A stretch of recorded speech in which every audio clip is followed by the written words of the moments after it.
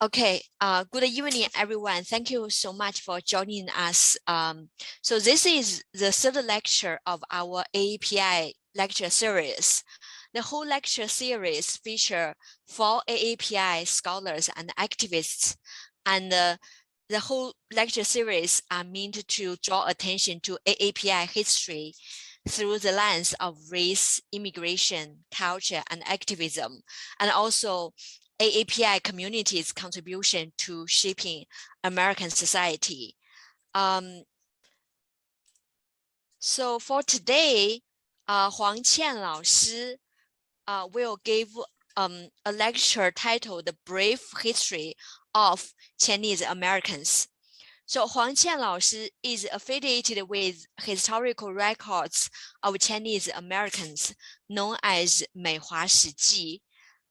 She is also affiliated with Chinese American History Foundation of New York.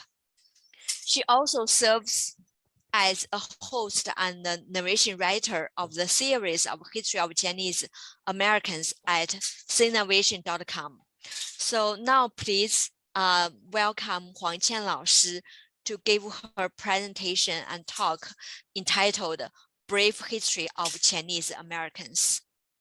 Thank you. Okay, thank you for having me here. For the next 45 minutes, I will be talking about the brief history of Chinese Americans. Then we will have questions. I will be talking of, these are talking points. Old China trade, building the transcontinental railroads. Number 3, the Chinese Exclusion Act in 1882. Number 4, 62 years under the Chinese Exclusion Act. Number 5, the repeal of the Chinese Exclusion Act. Number 6, anti-Asian hate. Okay. A couple of years ago, I found a headstone in downtown Boston. There is a cemetery. And this man was buried in 1798. Just 22 years after the US independence. His name is Cho. He was 19 years old when he fell down from a ship mast at Boston Harbor in 1798. He was buried by his captain, John Boyd Jr. John Boyd and his cousins, together with Captain Robert Gray, discovered the Columbia River, and because their family ship is named as Columbia Rediviva. That's why they named the river after their ship. They took outer furs to China from the northeast coast, then brought back tea, porcelain to Boston. And this is the first ship to circumnavigate the globe. So this period of commerce is called Old China trade. This is his headstone, and this is his master, John Boyd Jr. And in the middle, you will see the ship which discovered the Columbia River. Okay, but actually, the first ship who went to China, which started the Old China trade, is called China Empress. Old China trade was initiated by the China Empress sailing to China in 1784, just a couple months after the US independence, which was 6 months after the establishment of the United States. And the next year, another ship named Pallas brought 3 Chinese. You can see their name here. So this is the earliest record. This is the record of the first 3 Chinese arriving to United States. So we can see actually before the immigration to the west coast, like in the 2 years after the establishment of United States, there are already Chinese sailors on the East Coast. And why they have to go to China? Because tea was so important to colonial America. British introduced tea from China to colonial America. And but British controlled overseas trade until American independence. Then American independence started Old China trade between US and China. As you can see on the left, this is Boston Tea Party. So the tea boxes were dumped into sea. They are Chinese, they're tea from China. Also, when George Washington rewarded, when he was fighting with British, and they cannot pay cash to his officers, and George Washington rewarded his officers with tea from China.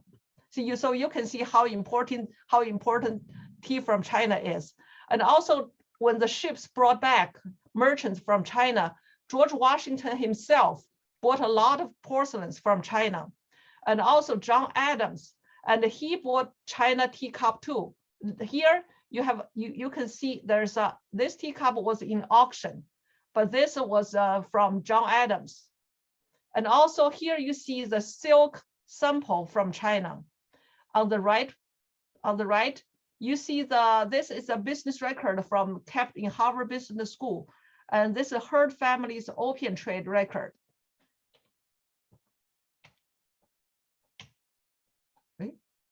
Wait, okay. So in the beginning, American merchant brought tea, a silk bag, and they brought like fur from northwest to China. But very soon, American merchants followed the British to smuggle opium into China because the opium sale was very, very profitable. And since British controlled the production and the warehouse in India, Americans had to go to Turkey to ship opium to China. And these are the numbers.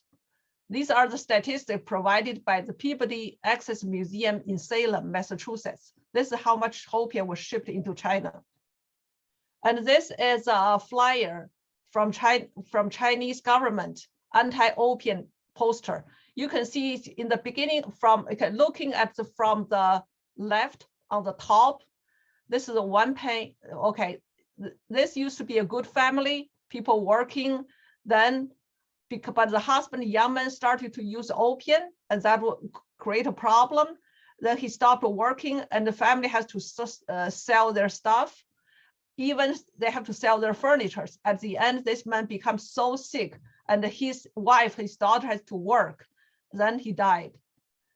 The professor, Harvard professor John Fairbank, is a specialist in Chinese history. His word is, he said, the opium trade was the most long-continued systemic international crime of modern times. And opium trade profits shaped the 19th century Boston. A lot of college, hospitals, like other insurance company, even bank got a lot of money from opium trade. And Columbia University, let's take this look at Columbia University Memorial Library. The president, the president CSAUS inherited a fortune in 1904. And then that's the year his father passed away. And his father was an opium merchant in China. And this Mr. CSAUS was a president of Columbia University. Then he built Columbia University Law Memorial Library in 1905 to commemorate his father. And later he became New York City mayor. See, this is the library. And also the cradle of the American Industrial Revolution is in Loy textile mills. But all the three investors of this mill are investors of China trade. And this on the left side, this museum is still open. Right in the beginning, I went to there, I see their exhibition, and they said clearly all the three investors made their fortune in the China trade.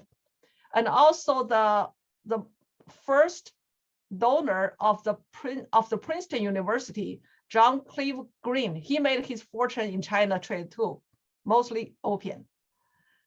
And America had, at that time, America already had a big interest in porcelain.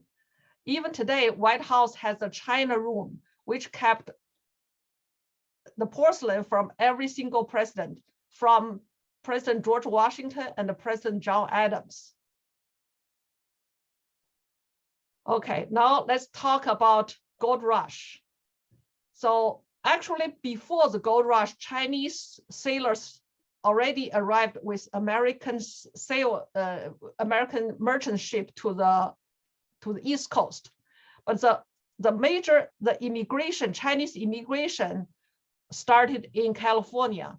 When the gold rush, when the gold was discovered in 1848, Chinese were among the miners who arrived from all over the world, among the miners who arrived from all over the world.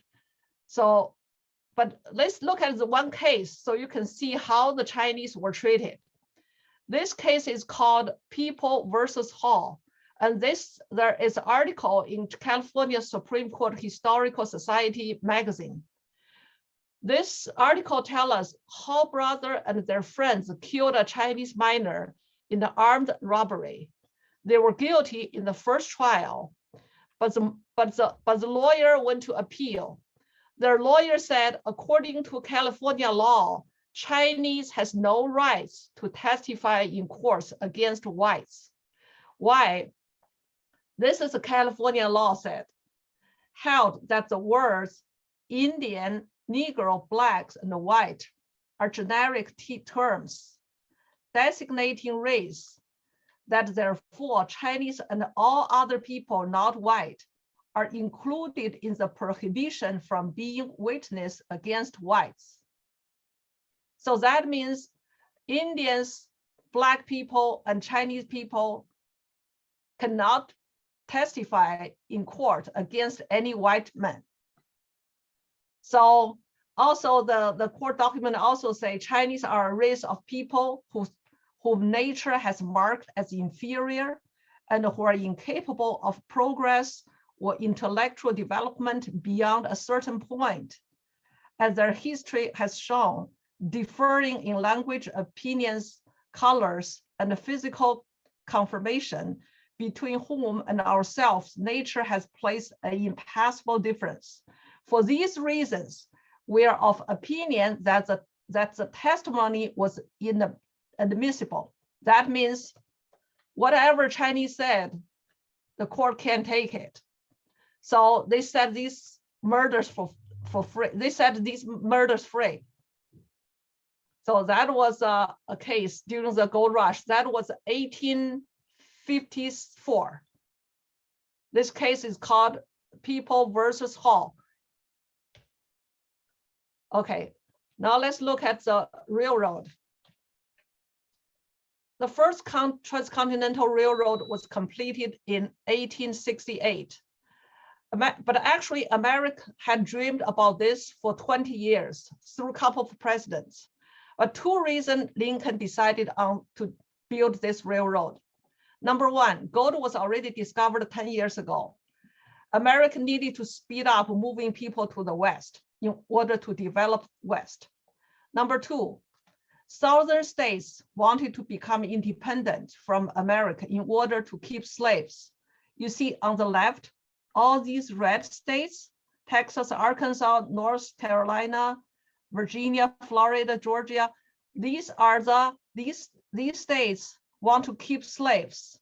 So, but the government didn't want them to keep slaves, so they want to become independent. So Lincoln was very worried about it. But at this time, the governor of California wrote to Lincoln, supporting his idea to build a railroad to connect West Coast to the East Coast. And he said, once the railroad is built, I can send the natural resources to help you. So Lincoln was determined to build a railroad to connect West Coast to the East Coast. Then the Congress passed two laws in 1862. Number one is, but these two laws are connected. Homestead Act is granting this law, just give up to 160 acres of land for each male adult in family, if you can continue to work on it for 5 years. But in order to move people have to get there, need to get there first. But how to make people get there? Lincoln need a railroad. So the Congress passed a Railroad Act to build transcontinental railroad. Okay, this picture, what you're looking at is Lincoln personally went to the end of the current railroad, which is in Iowa, Council Bluffs. Lincoln and General Dodge were looking at the map, trying to figure out a route from the current railroad to the west. So this is how important this railroad is. Lincoln was personally look at this. And why bring laborers from China? Because there was a shortage of laborers due to the Civil War. And also it was very hard for immigrants from Europe to go to California.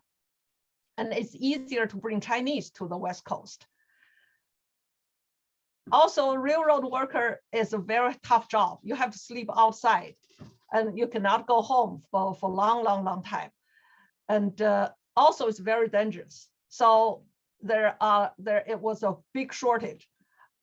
So at that time, this is Chinese workers built like 15 tunnels on the Nevada mountain. And these are all granite. At that time, you have only hand tools or explosive to use.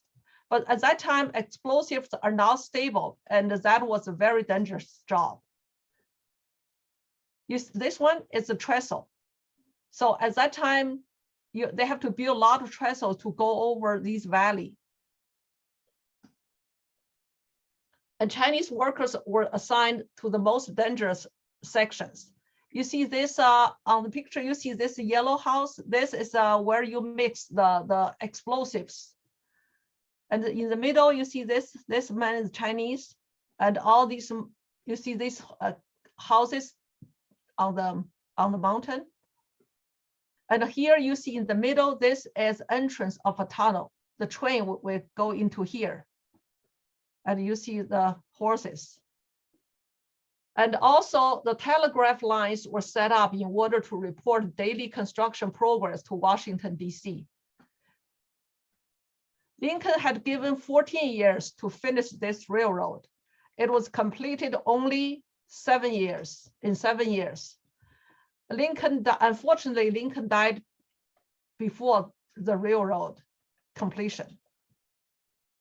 And what you see here is at the 50th anniversary celebration of the completion of this railroad, they brought back 3 Chinese workers to parade. Now we have the Transcontinental Railroad. It takes only 8 days from New York to California instead of navigation for several months.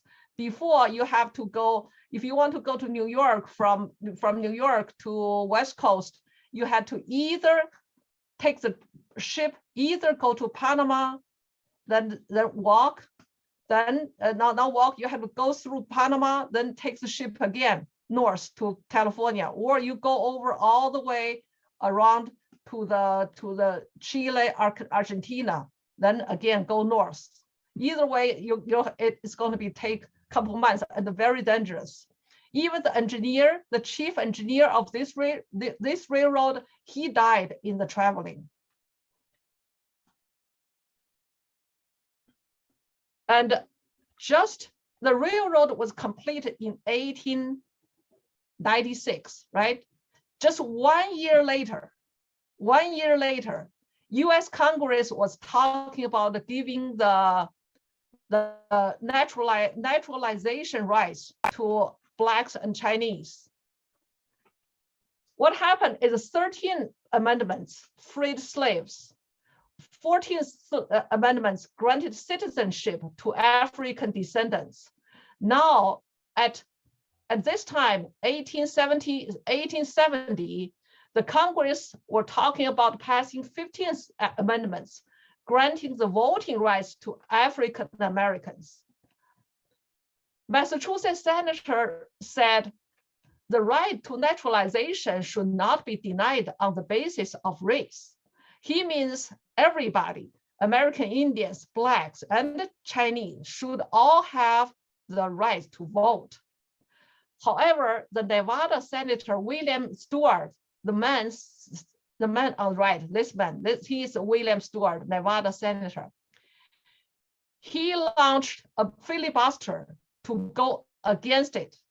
he was strongly against Chinese getting voting rights. See, just 1 year after the completion of the railroad, the Congress denied the voting rights to the Chinese.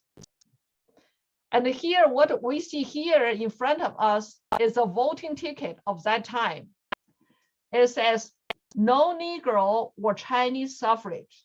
That means, okay, during the starting 1860, 65, 66, 67, 68, there was a debate in America about if America should let Black people have the right to vote, or have the Chinese, or let the Chinese have the right to vote.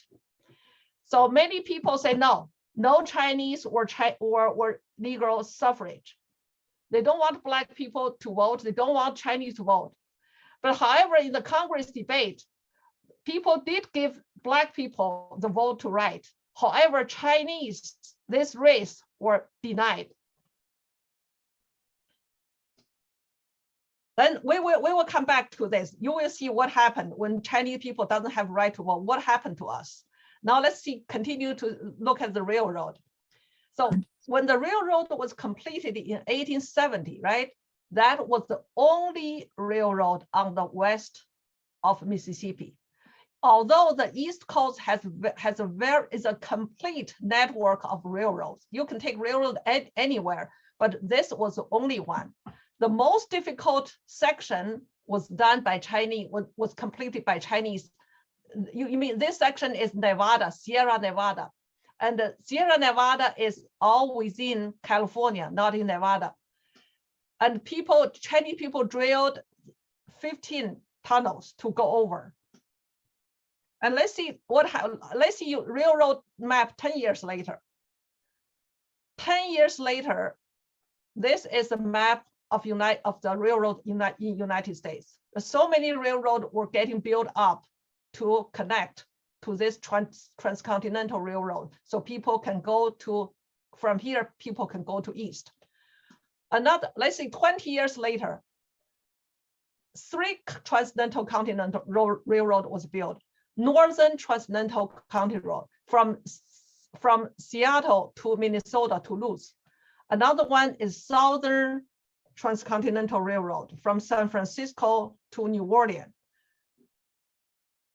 And because of, you see the change of the railroad, the speed of building railroad on the west side of the Mississippi, just 20 years later of the first transcontinental railroad, U.S. Census Superintendent formally announced that the country's frontier had been settled. So can you imagine if if Chinese did not build a railroad in seven years? So that's why there's a picture says, we built the railroad and the railroad built America. So this one summarizes the importance of this first transcontinental railroad and the role that Chinese played. And not only the West Coast, not only the railroad, after Alaska became part of America, Chinese were also pioneers there in mining, in salmon industry, and in services like cooking and laundry. This picture is a bakery owner in Alaska. At that time, the salmon can industry was like very good technology, was something very new. They were in Oregon and they are also in Alaska. So this is a drawing of the Chinese workers in salmon can industry. Again, salmon can industry is very hard. You have to stand in pick the fish, very smelly, dirty urine, like blood and scale. It's a tough job. Many people don't want to take it. Also, when U.S. Navy, after the Alaska, U.S. also want to go to do the Arctic Explorer. So in 1879, U.S. Navy sent the Arctic expedition to look for a path to reach the North Pole. So this is a picture. They had shipwreck there. And there was 3 Chinese there too. And from this picture, these are the survivors On the left, this is a Chinese soldier, Charles Tongxing, and all of them got a medal. And this one is Tongxing's medal. You can see his name here, Charles Tongxing. This was given by the US Congress. And all the others perished in Arctic. Some were drowned, and some perished by hunger and the cold. Okay, now let's go to number 3, the Chinese Exclusion Act. How did the US start to install this Chinese Exclusion Act if the principle of this country is all men are created equal? Let's see, only 4 years after the completion of the Transcontinental Railroad, Chinese became scapegoats of economic recession. The most popular slogan in California, in all the West Coast, was "The Chinese must go." You see, this is flyer, and this is a magazine cover in Oregon. California Working Men's Party. There are 2 Working Men's Party. One is California Working Men's Party, and this party's objective is against Chinese immigrants.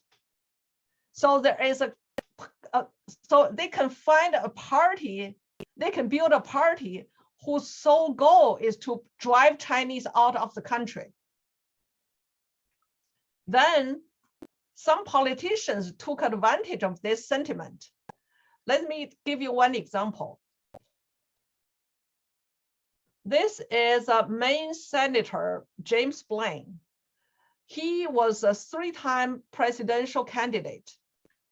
And he was the one who was working with Lincoln to abolish slavery because he believed, just like Lincoln, that all men are created equal. So that's why you can't have slaves. However, when he wanted to run for president, he took Chinese. Okay, now he forgot about why. Because remember, we talk, that's why I talk about in 1870, they denied the voting right to Chinese because Chinese cannot vote. That's why he take Chinese.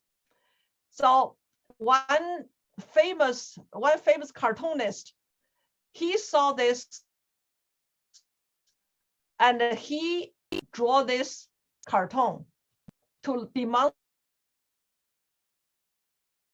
who Blaine's true intention is sitting down the cornerstone of our republic, which is equal rights to all men. Okay, this is Chinese. His ticket say no votes, cheap labor, industrious. And on the other side, it says dear labor, a vote. I mean, other laborers have a vote. So they're dear labor. And Chinese has no vote. So that's why James Blaine can kick out Chinese. So this is typical the politicians were using this anti-Chinese sentiment for their own political campaign. Okay, by the way, this creator of this cartoon is Thomas Nast. He is the most famous cartoonist in the US history. He was the one who created the American version of Santa Claus and also the symbol for Democrat Party and for the Republican Party, which is an elephant. Another one is a donkey. They are all created by Thomas Nast. And why he was doing this, look at the political map in 1880. At that time, Republican Party had North, and the Democrat Party controlled South of United States. And the West was new. So both parties want to get the votes from the West Coast. At that time, Oregon and California together combined, they have 8 electorates. These are swing states. So that's why both party candidates want to take it on Chinese. They want to take Chinese issue to win the votes from Union. Same here, you can see red on Republican and this blue is South. But whoever was running for federal office, they want to win the votes from California and Oregon. That's why they want to take Chinese. Give you another example. O'Donnell was running for the San Francisco mayor, and his campaign promise is, within 24 hours of my election, I will deport all the Chinese, put all the Chinese on boat, send them back to China. So that's why on his ticket, he says he was the first who started the ball rolling and kept it rolling. And he has perseverance against Chinese. And what he wants to do is Chinese exclusion. So they use this anti-Chinese sentiment to win the votes. And let's look at another cartoon. The title here on the bottom, it says, give it to him. He has got no votes nor no friends. This is an 1880 political cartoon. And they say when politicians do agree, their unanimity is wonderful, because that means both parties candidates work against Chinese. They all agree to install Chinese exclusion. So everybody was beating up on Chinese. Why? Because Chinese were denied the voting rights. So no party can have our vote, so we're useless. So the Chinese exclusion was passed in 1882. So 2 years ago, there was a presidential election. So the both party candidates were using that moment to win votes. So even in 1880 election, even the October surprise was about Chinese labor. So one party's candidate forged a letter accusing his opponent want to hire Chinese. So this way he can smear the other party, so get himself elected, right? So as a consequence of this kind of rhetoric, 48 hours before the voting in 1880, an anti-Chinese riot broke out in Denver, Colorado. And in the same year, this is a magazine's cover. These are the two parties candidates, Garfield and Hancock. These are, okay? They're both nailing down a Chinese, because it says where both platforms agree, no vote, no use to either party. And 2 years later, the Chinese exclusion passed Congress, and that was a celebration. This man is the he drafted this Chinese exclusion. He is senator, California senator.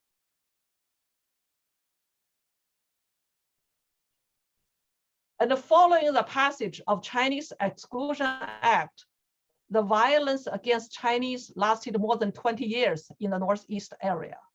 Rock Spring Massacre.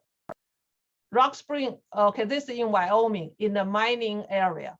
This is a mining camp for the Transcontinental Railroad. At least 28 Chinese miners were killed and 15 were wounded. And these are the Chinese consulate sent people and brought their lawyer to the mine. And this here you can see the picture, historical picture. And this lawyer was on the Chinese side, Frederick V.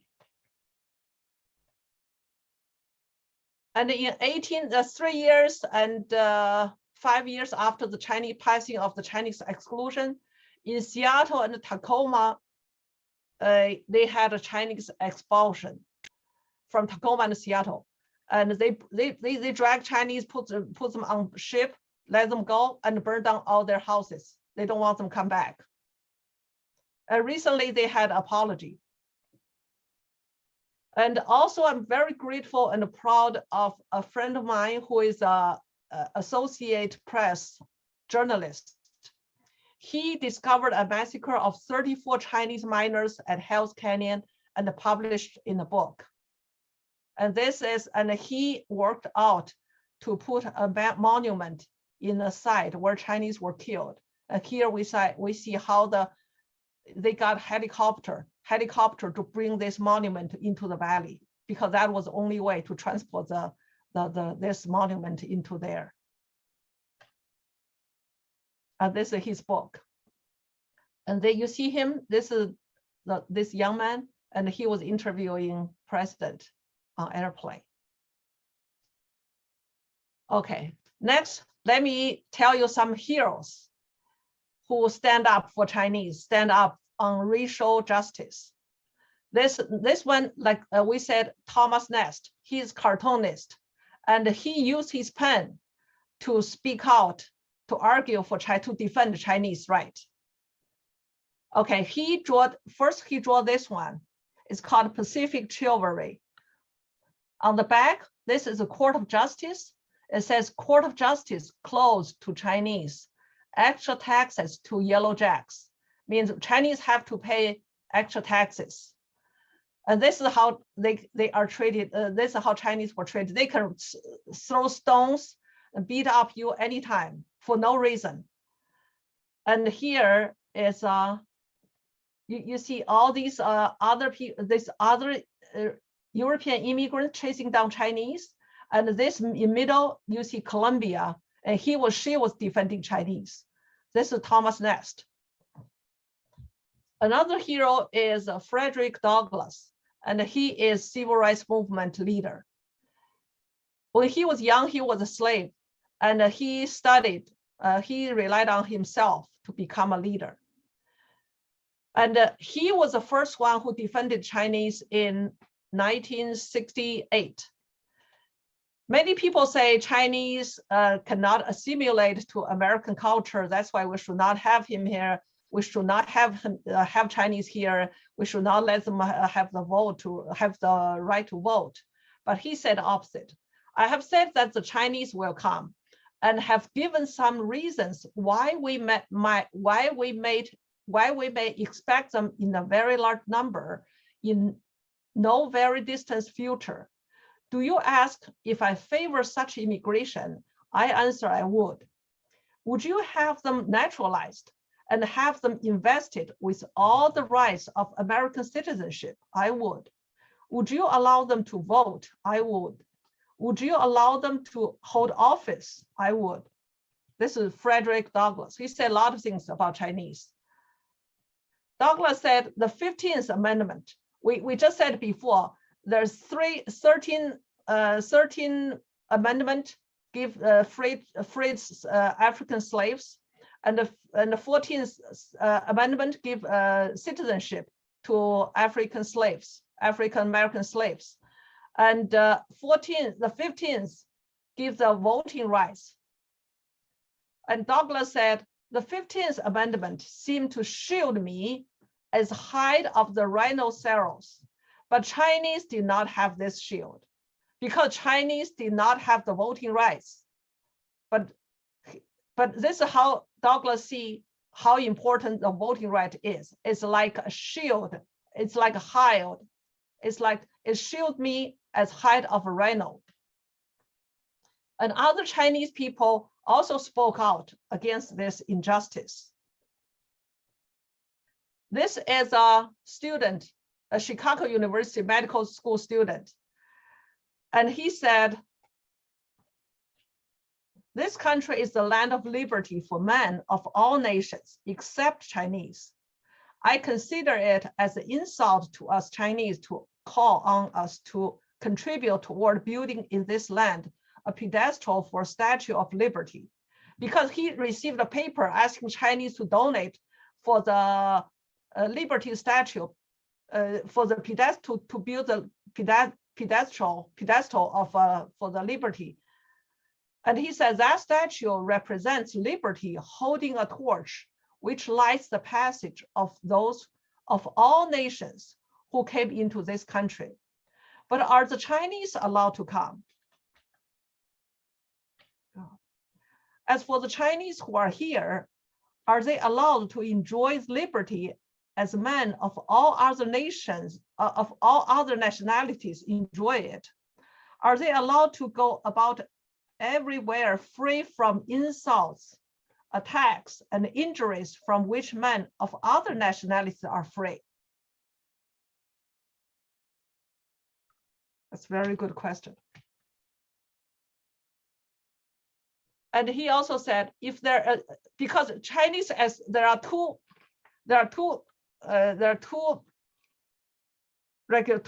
things that prohibit Chinese freedom.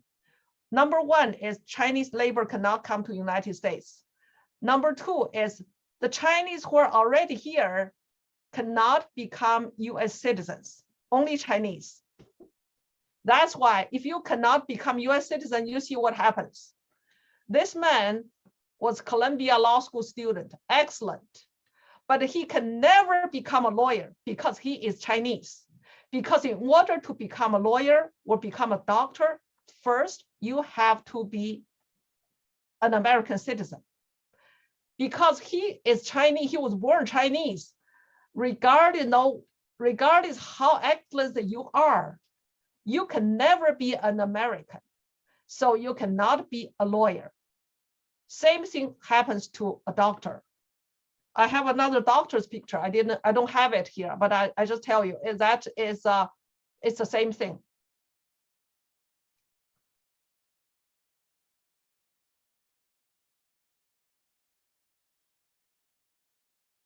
And he, let me see, Liberty, okay. And also, because we talk about how politicians use this anti-Chinese sentiment as their campaign platform. And there is a man activist named Garrison who pointed out, he said, this is how he talked about how the politicians made up excuses to justify the Chinese exclusion. But he pointed out, actually, all these excuses are just lies. Let's see his point. Number one, these politicians say Chinese are unable to assimilate into American society. And Garrison said, if the Chinese had the right to vote and could participate meaningfully in elections, they would naturally assimilate into American society. There is only one method of getting people to assimilate. Treat them with respect and see them as brothers. The Chinese are peaceful, hardworking, and patient. We must give them equal rights and treat them sincerely.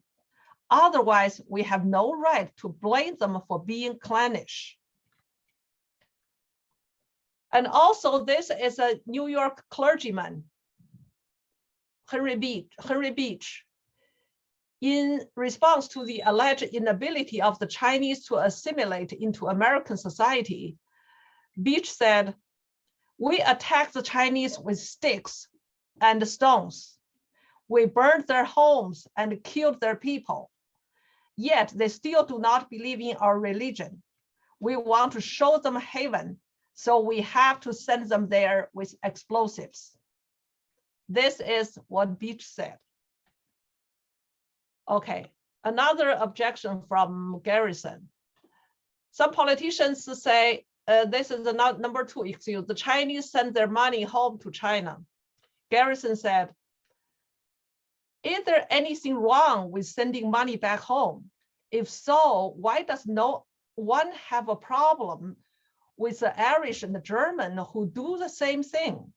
The Chinese send back in $1,000, while the Irish and Germans send back in millions. The Swiss, Irish, and other people come to America exclusively to send money to those back home.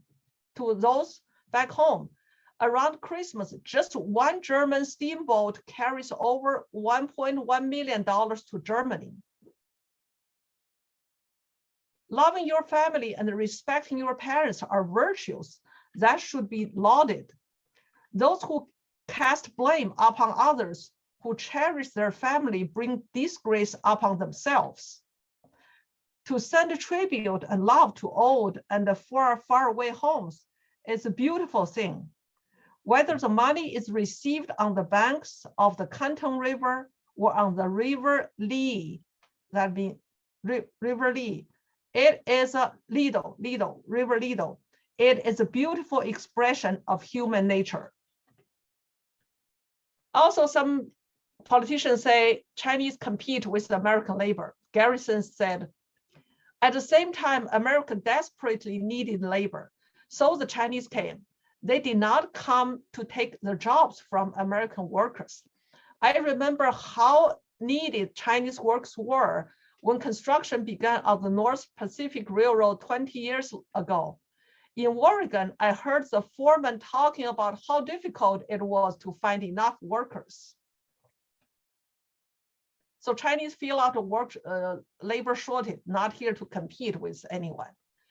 Okay, excuse number 4 and objection from Garrison. They don't spend money and they're too frugal. This is Chinese. This is our crime. Okay, we're too frugal. We don't spend money. Garrison said, being frugal is a virtue in New England.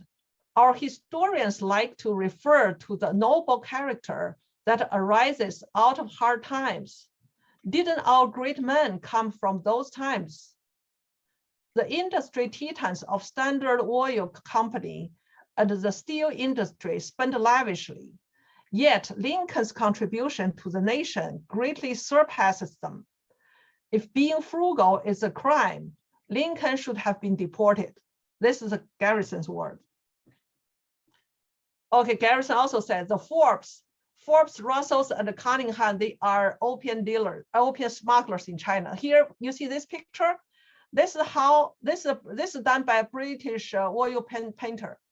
This is the big sail ships arrive China, but they don't go to land, but they go to a small island called Lintin Island. This is like a storage place. They will put the opium here and ask Chinese smuggler, ask Chinese people to use small boat to sell them, to send them to China. So this is a description of how the opium smuggler was working. And this is a Forbes picture. This picture is Forbes.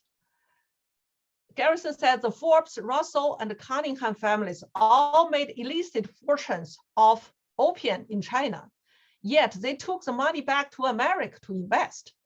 Do we call them immoral or doing so? For doing so?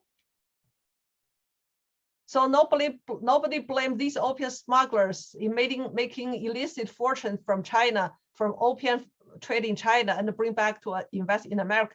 But politicians do blame Chinese who send their money back to their poor parents. Okay, excuse number 5, an objection. The Chinese live in crowded, dirty dwellings. Garrison said, who is to blame for this? The oppressed obviously need to stick together. They share common habits and a common language. Other races have all done the same thing until eventually learning to mingle under the sunlight of freedom.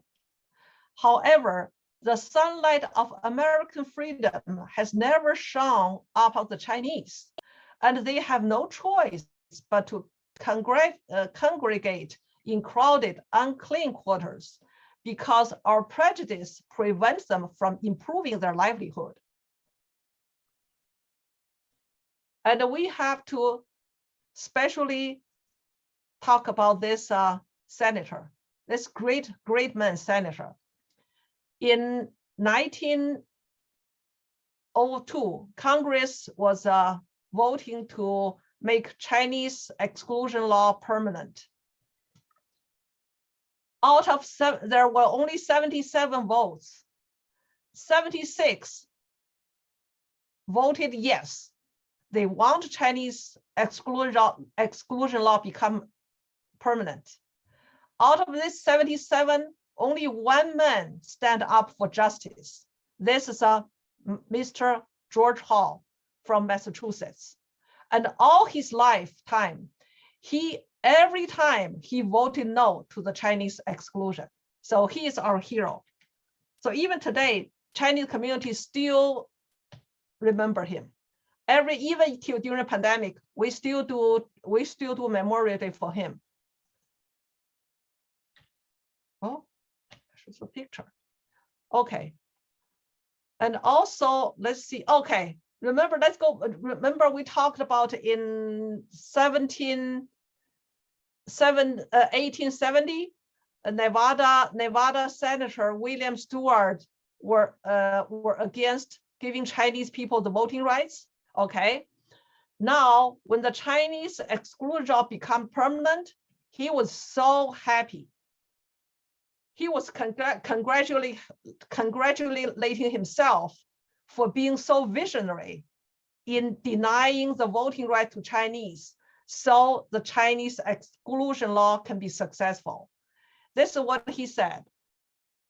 If they had been allowed to be naturalized and become voters, they is Chinese, okay? There probably never would have been any exclusion, but there would have been great trouble. See, our freedom would be a trouble to him. So this is Nevada Senator William Stewart. This is the senator that we were talking about, this senator who voted always no to Chinese exclusion. Even today, the Chinese community still held a memorial every year for him. Wilson Lee set up an award in senator name. The man holding a flag, he's my friend. And the woman next to him is the president of New England Chinese American Historical Society president. And this woman brought 2 of his kids to know about this history. And also another senator from Maine, and he was also the vice president for Lincoln. He is also a hero. He said he voted no against Chinese exclusion. He said, I shall vote against this measure, and I leave that vote the last legacy to my children, that they may esteem it the brightest act of my life. This is Senator Hannibal Hamlin. And also this another senator from Massachusetts. With one, he said, this is how he went against Chinese exclusion. With one exception, the tests imposed were suggested against those seeking the hospitality of our shores have been standards of character, education, and property, not racial. We have drawn the race line only against one nationality. In other cases, we admit the people and exclude the individuals. In the Chinese case, we admit the individuals and exclude the people. And also the Chinese exclusion, there's another clause that if you are Chinese, but you are in the United States, you have to wear a special ID that is only for Chinese. And if you don't have it with you, a policeman caught you, they can immediately deport you. And this, the Illinois congressman went against this. Never before in a free country was there such a system of tagging a man like a dog to be caught by the police and examined. And if his tag or color is not all right, taken to the pound or drowned or shot. Never before was it applied by a free people to a human being, with the exception of the sad days of slavery. Okay, we finished about the Chinese exclusion era. Now let's talk about how the Chinese exclusion was repealed. After Pearl Harbor, US and China become war allies. So before that, Chinese had been described as stupid, low class, dishonest, and unhygienic. Now media depict Chinese as honest, likable, intelligent, and possess an ancient civilization. And this is from a World War II documentary about China. This is from the Army. It has a long history, a vast territory, a large population, rich raw materials, loves peace, and has never launched an overseas war of aggression in its history. Pearl Bach is daughter of American missionaries in China, and she was a leader in advocating the repeal of Chinese exclusion. She was married to a New York publisher, so she has a circle. So they organized a lobby team to talk to the politicians. Pearl Bach even went to Congress hearing for the repeal of Chinese exclusion. So this is during the break. The Chinese people were there to greet him, to thank her. And they also put this advertisement to advocate for the repeal of the Chinese exclusion. Then President and also the Japanese army in China was using Chinese exclusion law as a propaganda against America. They don't want Chinese to trust America. They say they cannot be your friends. They even don't let you go to your country. And they only made their law to your people. So don't trust them. So Roosevelt heard about it. So he urged the Congress repeal Chinese Exclusion Act as a war aid. Roosevelt said, I regard nations like individuals make mistakes. We must be big enough to acknowledge our mistakes of the past and to correct them. By the repeal of the Chinese exclusion laws, we can correct a historic mistake and silence the distorted Japanese propaganda.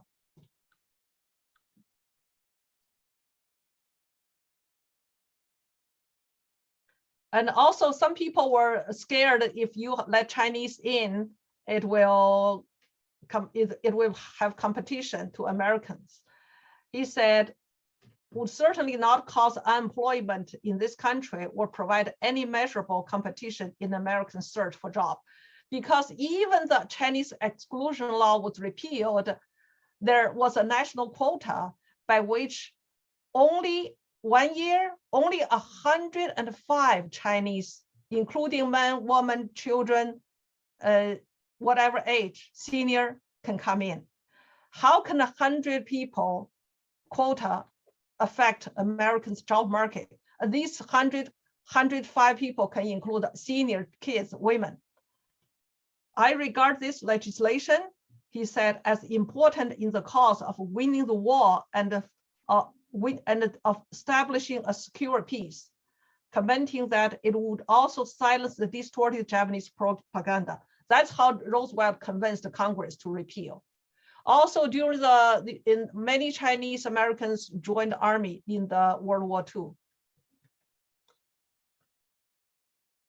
As a result of civil rights movement of the 60s, US Congress passed the Equal Rights Act in 1964.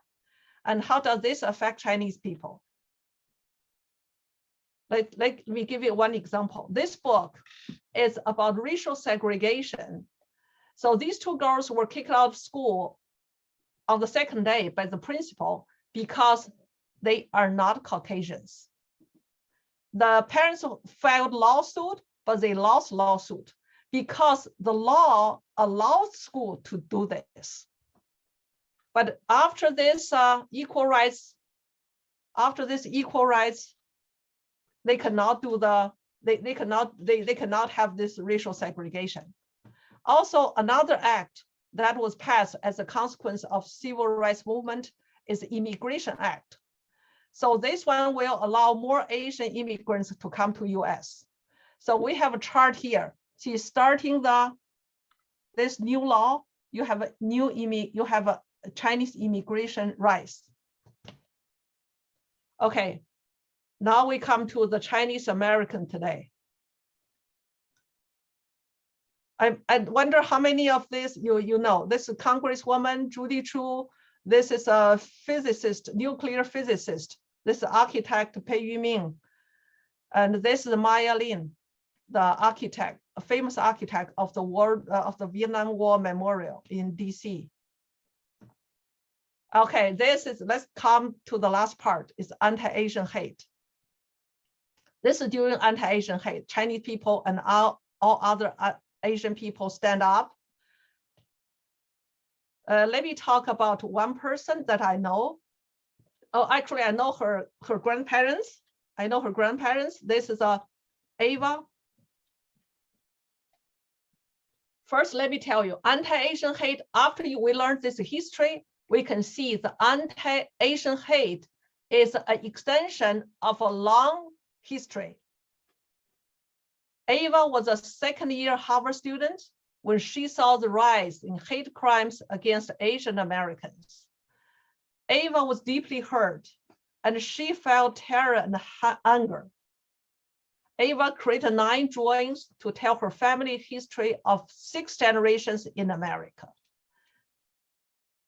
She said, by telling our stories, we can change our future because we have to face that racist history. Let me take one page from Ava's drawing. In 1887, an arson fire destroyed Chinatown in San Jose, California. Ava's ancestors lost home and livelihood. So this was historical picture of the San Jose Chinatown fire.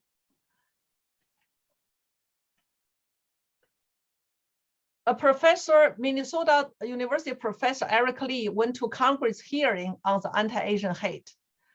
She wrote a couple of books on the history of Asian Americans. This is what he said. This is what she said on the anti-Asian hate crimes. They are an expression of our country's long history of systemic racism targeting Asian Americans and the Pacific Islanders. This history is not often taught in our schools.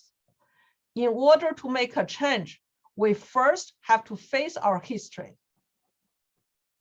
I'm going to stop here. Thank you so much, Huang Lao Shi. Thank you so much for such rich and important talk. And especially for showing us all the vivid images and original documents. I think it's heartbreaking for me to see some images and hear stories, but as you summarized at the end, in order to change our society and to make our society more just and equitable, we need to learn more about our history. That's very important. Thank you so much, Huang Lao Shi, for the wonderful talk. My pleasure. Thank you for having me. Okay, now the floor is open for question and discussion. So you can either raise your hand and unmute yourself and ask the questions by yourself, or you can type your questions on chat. So Huang Lao Shi, I think I saw 2 questions in chat. They all ask you to share your PowerPoint. Yes. Sure. I will save it as PDF because it's smaller. It's easier to circulate. I will save it. I will send it to you right after this. Okay. Okay. So and then Huang Lao Shi will send the PPT to me. Then I will share the PPT with Xia Lao Shi. And then Xia Ming Lao Shi then can share the PPT with our Chinese school teachers. Thank you so much. And Wupi, please unmute yourself and ask your question. Hi, Wang Lao Shi, thank you for the presentation of the history of the Chinese American, Asian American. It struck me that the similar history happened. I think it's all over the world, and for particular because I was Indonesian. We lived in Indonesia before. Oh. Remember you talked about the tag part that Chinese had to carry on certain identifications. Yes. You were tagged for so many years, for so many decades, for 35 years before they changed the system. But there was like a certain number associated in our ID card to mark that. And we could not also participate in a lot of other things. We could not be like a civil servant, work for the government, run for office, or that sort of things. Similar experience that the Chinese American experience in the earlier century. Thank you so much. It's very enlightening. Thank you. Can you tell me for that was in Indonesia? Yes, in Indonesia. For who you had to wear tags? For Chinese. For Chinese, right? Descendants, right? For Chinese Oh. descendants, all Chinese descendants, our ID card is numbered differently. So even though we said we're Indonesian, we could not, we were born and raised there for generations, but even though it doesn't matter the fact, we were still tagged. Thank you for sharing. I have a friend, a very good friend, who lives in California, retired. He came from Indonesia. He's a Chinese. He came to America at age 16 or for high school age. Okay. And exactly, he knows. He told me about this. Is part of history. That's why he was very active in political arena, because he knows how important to have a political power, to have a political voice. That's why he dedicated all his life. Ever since he came here, he came here at age high school age. His parents sent him to come to US because of better racial equality. And he always kept active in elections, want to have a political voice, because he knows what you just told us, in what they suffered in Indonesia. Thank you for sharing. I will tell my friend tonight. He will be very welcome. You're very welcome. Yes, I'm glad. I mean, I see the similar histories play out for Chinese. It doesn't really matter where they are. They're always where we are, because I'm also a Chinese descent. We always get to be minorities wherever we are. Exactly. Yeah. Thank you so much. Are you a student? Are you a student? I am. I'm a staff here. I'm the administrative coordinator for. Okay. Yes. Thank you for sharing. I hope more people in the United States, more minorities, hear about this. Yeah. And let's do something, get engaged politically, have a power, have a voice. Yes, I'm sorry, I'm putting on my hood because our heat went out. That's okay. Super cold. So pleasure meeting you here. Thank you. Thank you for sharing. Yes, it's very important to have representations in government, because one policy can change the life of the entire population. Yes, absolutely. We see that from today's history presentation. Thank you so much for sharing. Thank you. Have a wonderful evening. You too. Thank you. Upi is my colleague at the College of Worcester. She has attended all the API lectures. Wow, Upi, fantastic. Thank you so much for your strong support. Yeah. I think so please email me. I just shared my email address in chat. So please email me at zvalu@worcester.edu if you need the PowerPoint. Okay. I see Cheryl Nunes. Yes, Cheryl Nunes. I even speak some Spanish, so I'm familiar with your last name. Nunes. It's by virtue of marriage to someone of Puerto Rican heritage. But I want to thank you for this history. It's a new lens on our American history, number one. Two, I appreciate the emphasis on celebrating heroes, because in every generation, we forget there are heroes. We forget about models for how to be humane. And three, I'd like to just point out what is probably the obvious, but in critical race theory, that people are really coming under fire for that. But one of the points these theorists make is that many of our governments and of structural moves towards quote unquote inclusion and equality are done in the interest of the white majority. And I think in the examples you've provided, that can't be more true.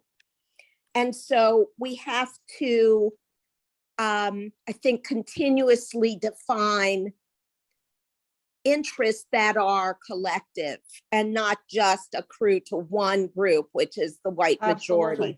Absolutely agree. We have to see also when we talk about the contributions, when we talk about who built this country, many times the colored people's contribution are forgotten. People forgot the entire economy of South was built on the back of Black people, right? And so this today was a labor acknowledgement. And I propose that as we convene and we give honor to place and to people, we give labor acknowledgements that continue to surface these truths, because these are also the shoulders on which I stand. Wonderful, exactly. Thank you. You're speaking to my heart. Thank you so much, Cheryl. Cheryl, are you a staff? You can't be a student. Yes, I'm a staff person at the college. I'm the probably one of the newest employees, the vice president for equity, inclusion, and diversity. Oh, wonderful. Wonderful. Thank you so much. I hope next time I was to attend your meeting. You should be definitely. You should be the speaker. I wanted to ask if you know Renee Tajima. I know. I talk to her all the time. UCLA. Yes. Renee is my classmate from college. Wonderful. Where did you go to class together? Where did you go to college together? Harvard. We were at Harvard together. Oh my God. Fantastic. We should have a webinar. Just listen to you to talk. We should. Where she spearheaded Malcolm X weekend, by the way. You see, okay. We're all in the same coalition. Oh, wonderful. Yeah. I'm so happy to meet you here. Thank you for your work. Oh, thank you. Sherry, thank you so much for being here. Sherry is our new vice president of diversity,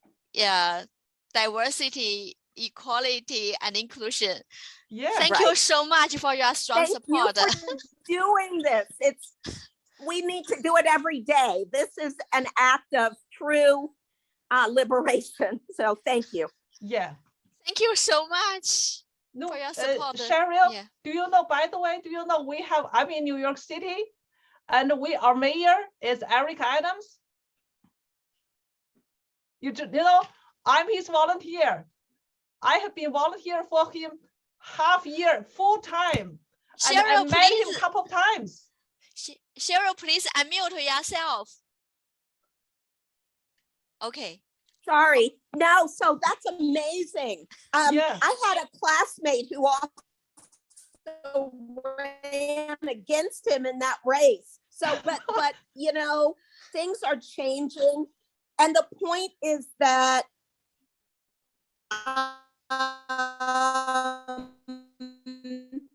as we move spaces, forget about teaching spaces, we have to remember our shared history. Yeah. You know, and so this is really important because our environment. Yes. Thank you.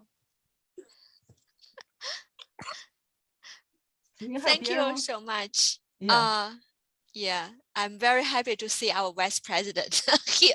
Yes. Thank you. So Huang Lao Shi, I saw. So Liu Yangfan, are you still here with us? Would you like to share your comments or suggestions? So Liu Yangfan from Sparta Zhongwen Chinese schools wrote a wonderful talk. Thanks. Sorry, so few people attend. Yes, I think this week is crazy at my college. I know my own students have homework due by Friday. And also it's a crazy time. And also Liu Yangfan brought my personal child for this, and he enjoyed it. Yes, thank you so much. I would share the video to my Chinese school students, assuming CSAUS will post it on YouTube. So I'm recording this and uploaded it to the iCloud, the Zoom iCloud. Then I will share the link with the Vice President Xia Ming, and the Xia Ming will share the link to the recording on Zoom with all the teachers. So yes, definitely you will get the link. It's the link from the Teams, from the Zoom. Okay. Okay, great. Thank you. Sorry, I was kind of trying to put the kids to bed. Yes. So first, thank you, Huang Tian Laoshi, because I missed your talk at our annual meeting. I was so regretful for that. It was overlapped with my talk, but it's a great pleasure to hear your talk again today.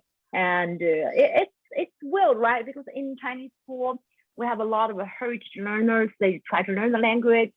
They claim they want to know their own culture, everything.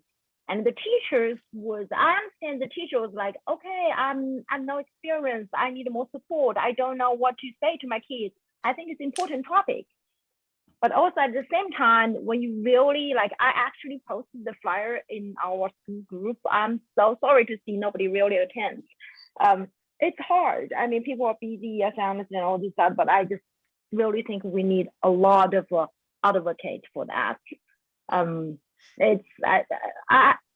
don't know. I have a mixed feeling here. I mean, I'm so proud of you guys for your work, but at the same time, feels like we are trying to push other states. We are trying to push the Asian history into the public school curriculum system. But at the same time, it's like, come on, even our own Asian kids doesn't really pay attention to this resource. What's the point of you forcing other non-Asian kids to listen to this if you don't even interested? Sure, we call it our history as a whole America, but you have to admit this part is more close to us. So we at least have to start from ourselves, start from our own kids. I'll try my best. I just feel so sorry about the current situation we see. Yep, thank you. Great job, you guys. Thank you so much. Yeah, thank you so much, Liu Laoshi. I think Xia Laoshi and I, we advertised the event. We also did some marketing, but I think we can do more. We can do more to advertise the event. But I think later I will do more to share the links to the recordings so that more audiences will have access to the recordings. Yeah, because this month, the March is the African American month, and all the schools are talking about it. I found wonderful books for kids to read, and I can barely find any book for kids. Especially even find a piece sound well. I think so far my favorite is the Awesome American Chinese Asian American. They have a book about 20 people who made themselves famous in history. And most of them, to be honest, I didn't hear them before. And not talking about this kind of systematic issues. I'm so grateful that we can got a quick look at this within 1 hour. At least have a big picture. Not talking about all these details, but you have a general idea. That's very precious opportunity. Thank you. Sure. I'm sorry, I'm really poor at my pronunciation. Shirley, right? No, it's perfect, Cheryl. So I was Cheryl. just thinking, perhaps, as my team is striving to put together a set of web pages that can really aggregate this kind of content as a toolkit. And so do we have permission to add this as a resource for anyone who would like to view it in the future? And we can kind of curate and direct people to things like this. So Huang Laoshi, would you love to give us permission to share the links? Sure, absolutely, yes. You're welcome. Okay. Yes. So Thank you so much. We will get the recording from you, and so it doesn't matter how many people attended tonight. Yeah. What matters is that history recorded. Yes. It was done, and now it's for us to continue to share it. So that will happen. Yes, sure. Thank you. Thank you so much, Huang Laoshi. And thank you. Yeah, after the conversations, I will widely share the links to today's recordings. And also after I get the PowerPoint from you, the PPT from you, I will also share the PowerPoint widely.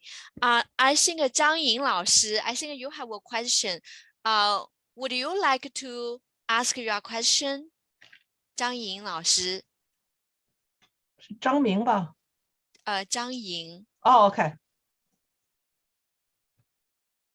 Sorry, I'm not a teacher, but I just a mom of a kid. So I would like to say, if you can share a book list of those have a American history that kids can read, because I know the school currently do not teach those materials, but for at least before I came to your presentation, I just know very like broad view of that, not much details, and it's also a good education for my kids and also for myself. So sure.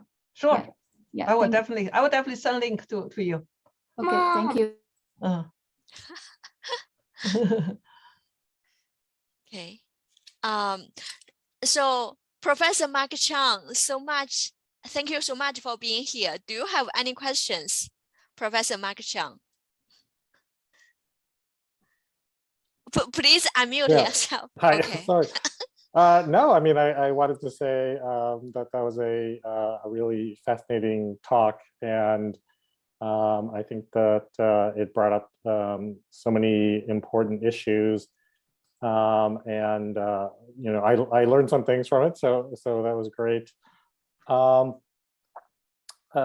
noticed that at the end, you're talking very quickly about the sort of recent episodes of anti-Asian hate, and I know that this is, you know, of course, this has been a major issue across the country, and so I don't know. I was wondering if you maybe wanted to talk a little bit more about, you know, how you kind of see that fitting into this longer history of anti-Chinese discrimination that you talked about, and maybe how you can kind of you know, what kind of perspective you have on this now, looking at it through that history.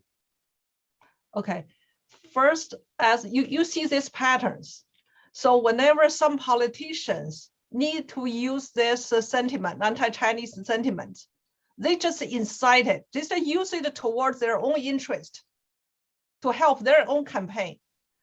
And many people, if they don't know the history, they trust these politicians. But when you see what politicians did in the past, so you see a pattern. So if they immediately recognize, okay, what is your true intention behind this funding, inciting the hatred toward one ethnic group? When you are always smearing toward one group, there are good people and bad people, good behavior, bad people in every ethnic group, but you just focus targeting on one ethnic group to achieve your political agenda.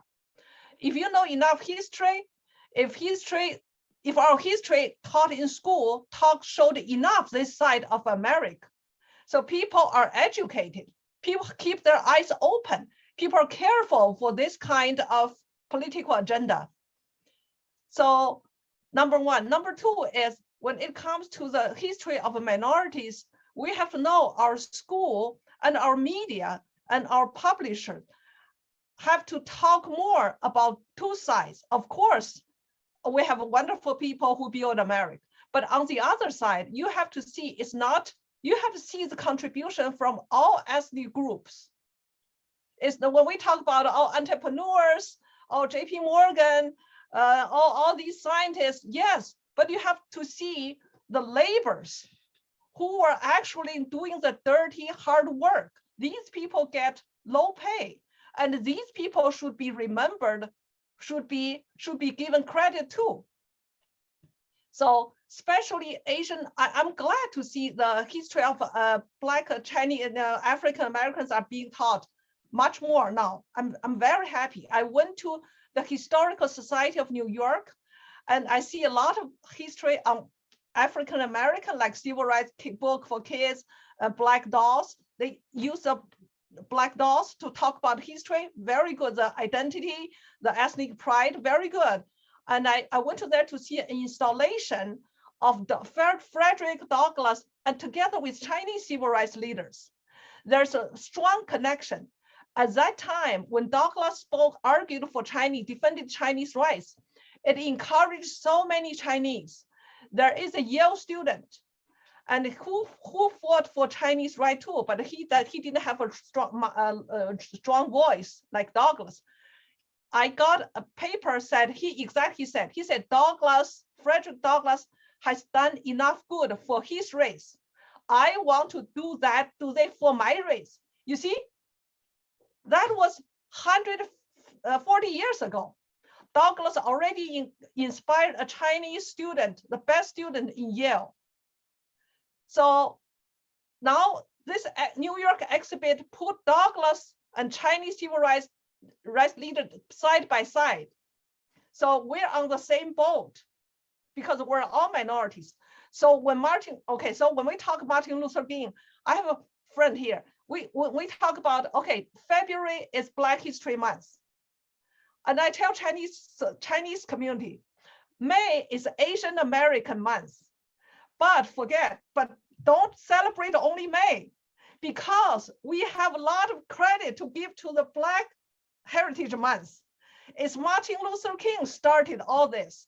He stopped the racial segregation. He gave the equal right to all the ethnic groups. That's how the Asian people got it, right? So when we talk about our rights, the Asian, the racial equality of Asian Americans are connected with the racial equality of African Americans. So if no Martin Luther King, so we wouldn't have this immigration law. So we wouldn't have so many Asian students, Asian population in America. So we have to see this. So we have to see all the ethnic group minorities are fighting for the same fight. It's racial equality. Like, let me give you one example. The Eric Adams is African-American candidate for the mayor. When he started to run, there were a lot of candidates for New York mayor. Now we didn't know who to pick, right? Although there are a couple there, but you know, one thing that convinced me to vote to support Eric Adams. When he was running, that was anti-Asian hate. A lot of, and all other people didn't say anything. They pretend they don't see it, you know, because Chinese people didn't have many votes. They don't want to, you know, say too much to Chinese. You know what Eric Adams did? He has good friends in Chinese community, and the Chinese community told him about this.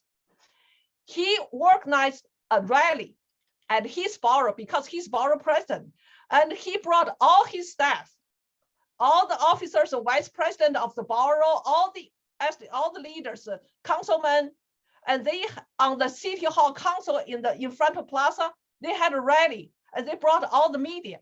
He was strongly against this anti-Asian hate. You know what he said? He said there was a law in this country that didn't allow your people to come. See, your ancestors built a railroad. They cannot even ride on it. He said, today you stand up. So that reminds me of the civil rights movement. You know how great he is. He thinks the people are here. He's comparing us today as civil rights movement. I was so touched. And he said, our fight is the same fight. Why? It's for racial equality. So that's why when Chinese people are fighting for racial equality, we have to remember this is racial equality for all the minority, ethnic minority, number one. Number two, the history of minority must be taught in school. That's why there's many states are setting up legislations at state level to add the Asian American history into a curriculum. In some states, they do combine. They combine, like in Nevada, they have, the law is not for Asian Americans. The law is combined for Indian American, for African American, and for the Chinese, for Asian American, for African American, for Native Americans, for Asian Pacific American. It's one law. But in some states, because African American law are already part of curriculum, so they made a separate law, like in Illinois, they made separate law just for Asian Americans. But because other ethnic groups history are already being taught, are included. So this is, we have to do something concrete to teach at all levels from very young, to talk about the contribution. When we talk about this about this country, it's about representation. It's not only you have to be certain color to be American. Every look is American. Okay, we all build this country, so we're all Americans. So when the media is very media and education, we have to include ethnic minorities as Americans. Talk about our history, talk about our contribution. Let people know we are Americans. Look, we're Americans too. Excellent. I think we can continue our conversation until very late, but now it's 9:02. I know everyone need to go to sleep. Yeah. So I would love to like make announcement about our next lecture. So next Thursday at 7:30 p.m., Professor Mark Chang will give the final lecture of this lecture series entitled The Asian American Movement and the Global 1960s. Wonderful, wonderful, wonderful. Yes, I think I really see the transition from Huang Lao's research and then to Professor Mark Chang's research. Then I see the connections. Yeah, so I really look forward to Professor Mark Chang's talk next Thursday. Again, Huang Laoshi, thank you so much for this brilliant talk. Thank you for having me. And everyone, thank you so much for being here, for all your wonderful feedback, questions, and suggestions. Wish you a good night. So for the College of Worcester audiences, I will share Huang Laoshi PowerPoint and also the recordings with you shortly. And also for the for our friends from the Chinese schools, I will email everything to Xiaming Laoshi. Xiaming Laoshi, are you here with us? And then probably, yes, okay. And then Xiaming Laoshi will share both the PowerPoint and also the recordings with everyone. Okay, thank you so much, everyone. Have a good night and let's keep fighting. Bye-bye.